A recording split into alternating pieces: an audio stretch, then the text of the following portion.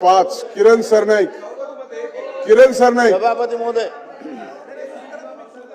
लक्षवेधी सभापती क्रमांक महोदय. 5 किरण सरनाईक, सभापती महोदय,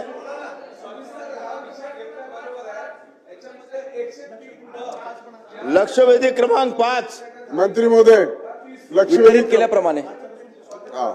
सन्मान्य सरनाईक, सभापती महोदय,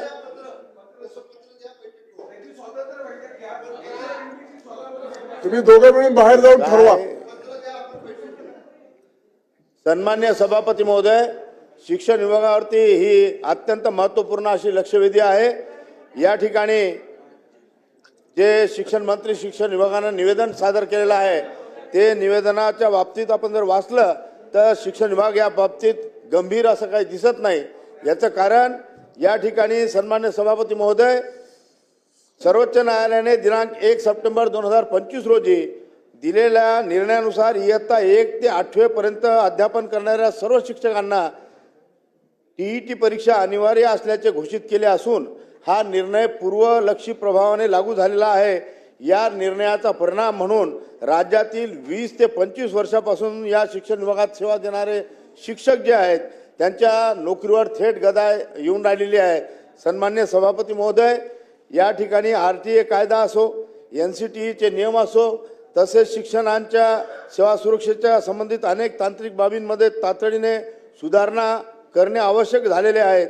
विद्यमान शिक्षकांकडून यापूर्वी अनेक वर्ष कोणत्याही TET अटीशिवाय सेवा दिली गेलेली असून आता अचानक कठोर निर्णय लावणे हे अत्यंत अन्यायकारक या शिक्षकांवर होणार आहे. सन्मान्य सभापती महोदय, विद्यमान शिक्षकांचे अनुभव, सेवा आणि समर्पण या गोष्टीची दखल घेऊन शासनाने त्वरित कारवाई करणे अत्यंत आवश्यक आहे. माझा शासनाला या लक्षवेधीच्या माध्यमातून प्रश्न आहे शिक्षण राज्यमंत्री साहेबांना की राज्यातील वर्ग 1 ते 8च्या सर्व शिक्षकांना TET परीक्षा उत्तीर्ण होणे विचारा. प्रश्नच आहे हा सर, अनिवार्य आहे. या न्यायालयाच्या निर्णयासंबंधी आता शासनाची भूमिका काय असणार आहे?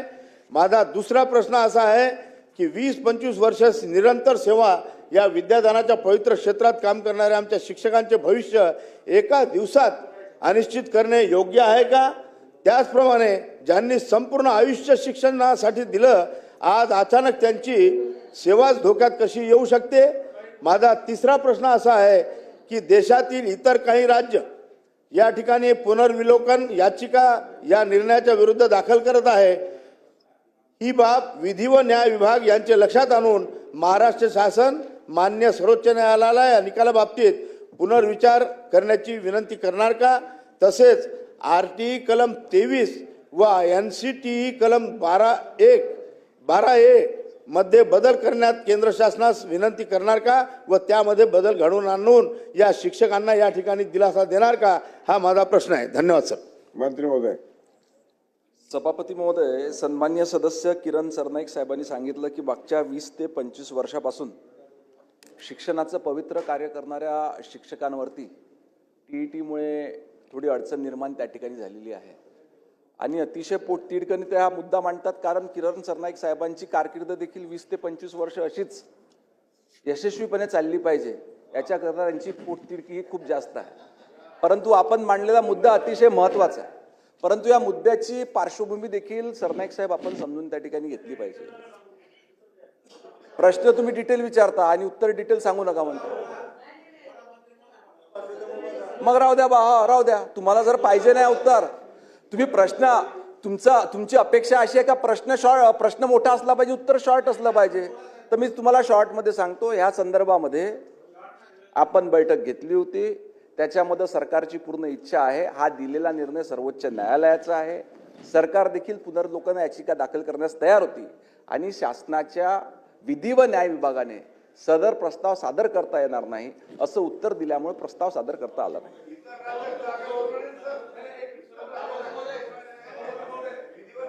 अभ्यंकरजी बोला. अभ्यंकरजी बोला.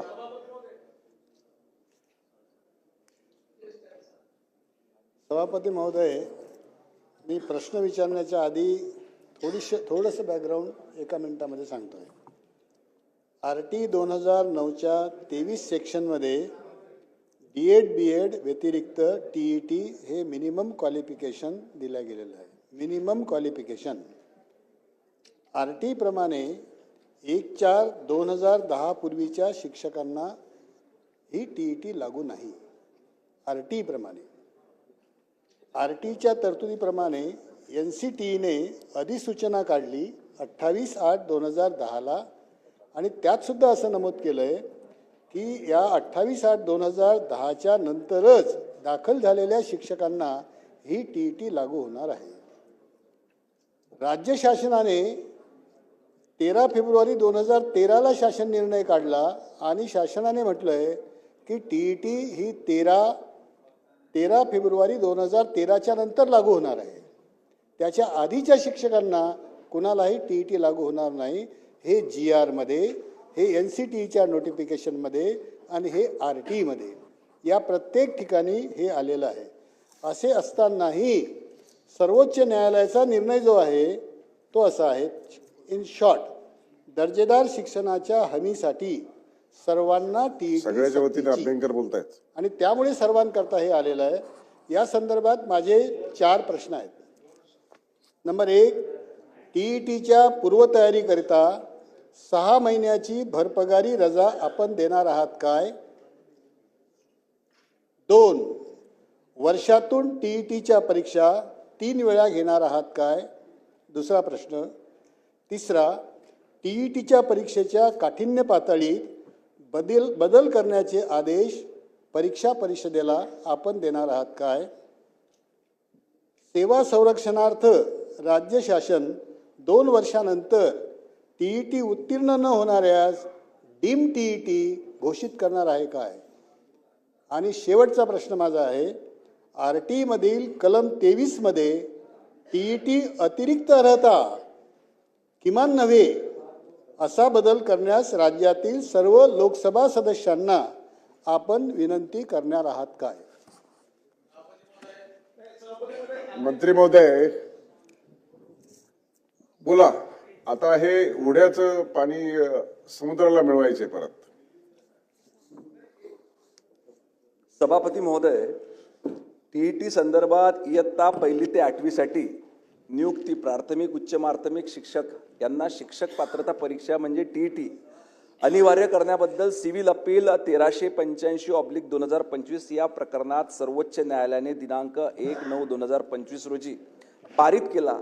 त्यानुसार आपल्याला TET या ठिकाणी लागू करावी लागली. आपण सर्वजण न्यायालयाच्या आदेशाच्या अधीन राहून त्या ठिकाणी काम करत असतो. आज या ठिकाणी बरेचसे मुद्दे सन्मान्य सदस्यांनी उपस्थित केली की ही TETचं प्रिपरेशन करण्याकरता 6 महिन्याची पगारी रजा आपण त्या ठिकाणी देणार का? नंतर दुसरा आपला एक विषय आहे की वर्षातून 3 वेळा ही परीक्षा घेता येणार का?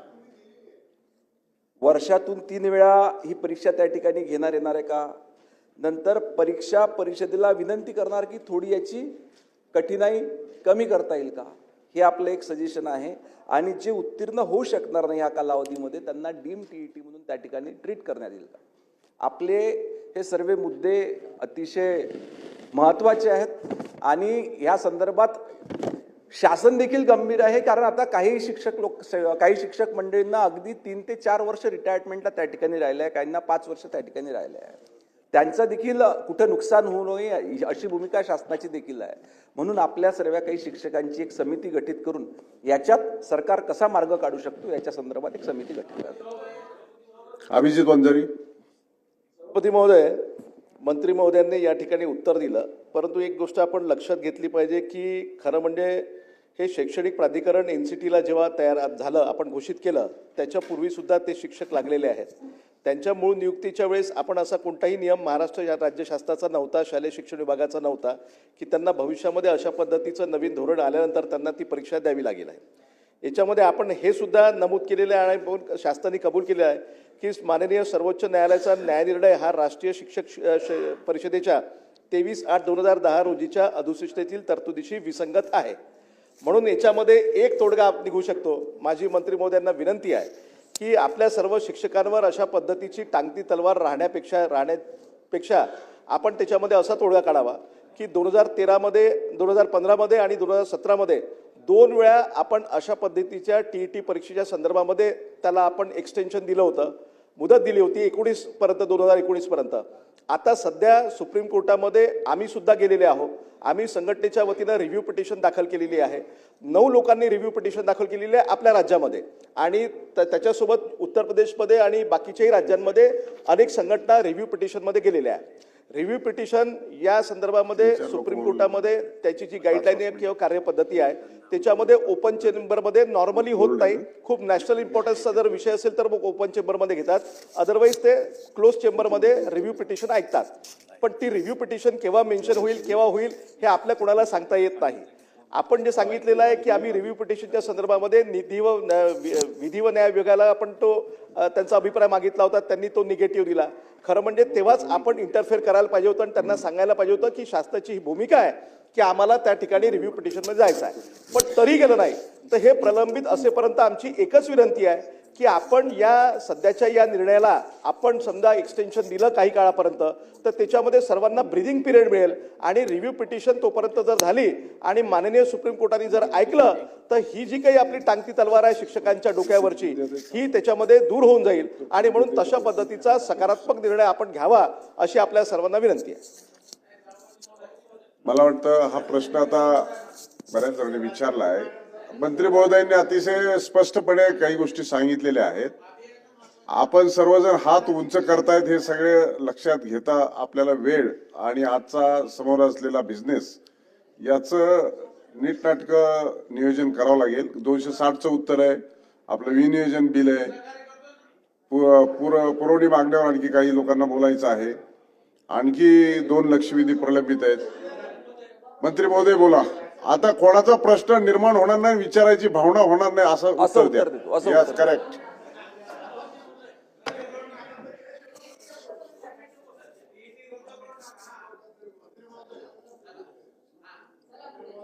सभागृहाचे सदस्य अभिजितजी वंजारी आमचे मित्र यांनी एक सांगितलं की हा निर्णय थोडा पुढे ढकलून द्या.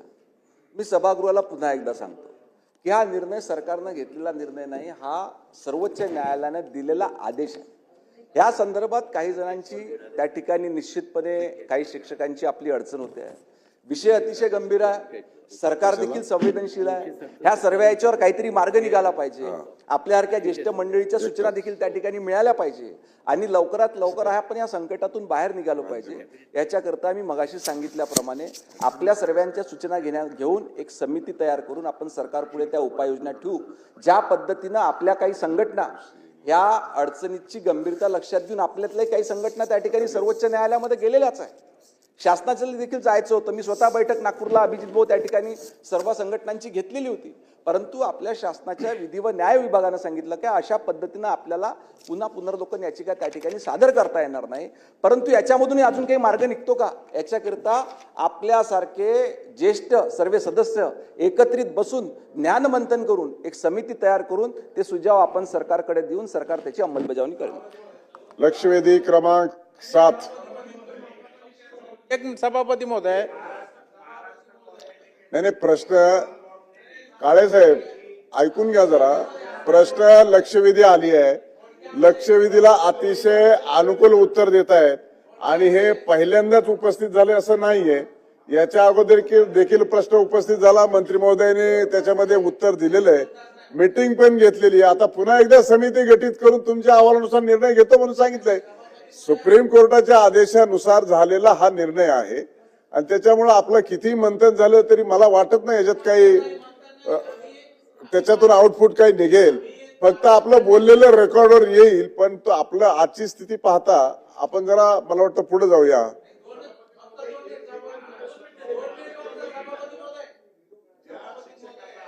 आपण असं करणार मंत्री महोदय,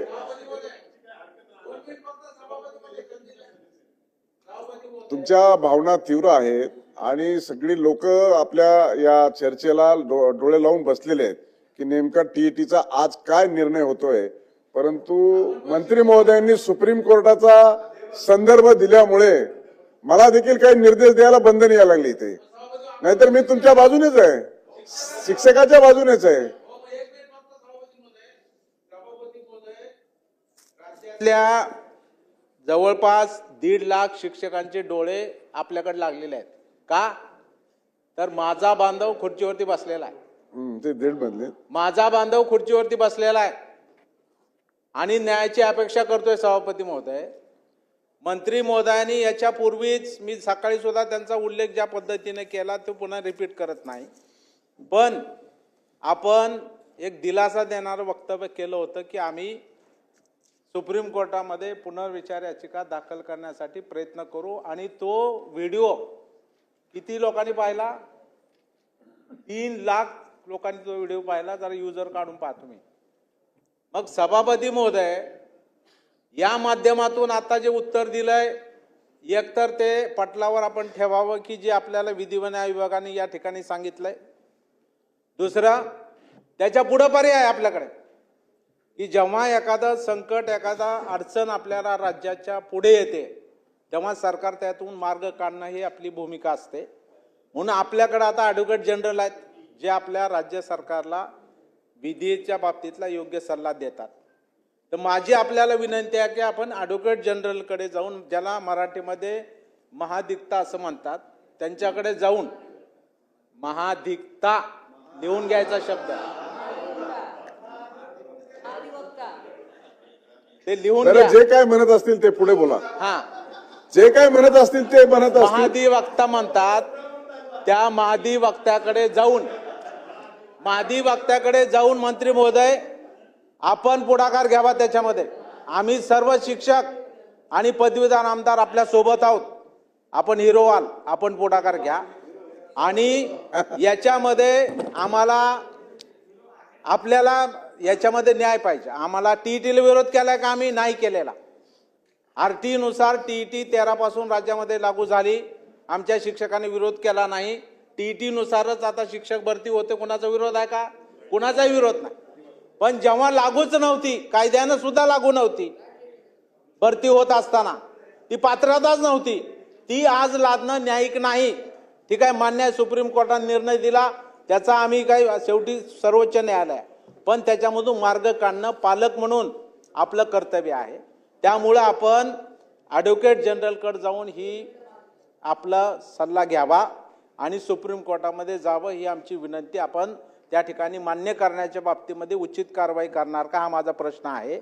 आणि दुसरं, सभापती महोदय, या ठिकाणी निश्चितपणाने आपण जे सांगितले की आता ज्यांचे 5 वर्ष राहिले त्यांना अडचणच नाही, त्यांना आपण सूट दिलेली आहे. आपण जे म्हणालात ना, ज्याची 5 वर्ष सेवा राहिली त्यांना सूट दिली, पण त्यांचा जो न्यायिक हक्क आहे, वरिष्ठ वेतन श्रेणी मिळणं, निवड श्रेणी मिळणं, किंवा एखाद्याला मुख्याध्यापक व्हायचं असेल तर त्याच्यामुळे तर अडचण नसावी ना. ही काही सुप्रीम कोर्टाने म्हणलेलं नाही, हे आपण म्हटलेलं आहे. त्यामुळे या बाबतीत पुनर्विचार करणार का, हा माझा दुसरा प्रश्न आहे. सन्माननीय विक्रम काळे साहेबांनी आता जी सूचना केली की सदर प्रकरण हे राज्याचे ॲडव्होकेट जनरल म्हणजे महाअधिवक्ता, मी बरोबर बोललो का? महाअधिवक्ता यांच्याकडे विचारणा केली जाईल.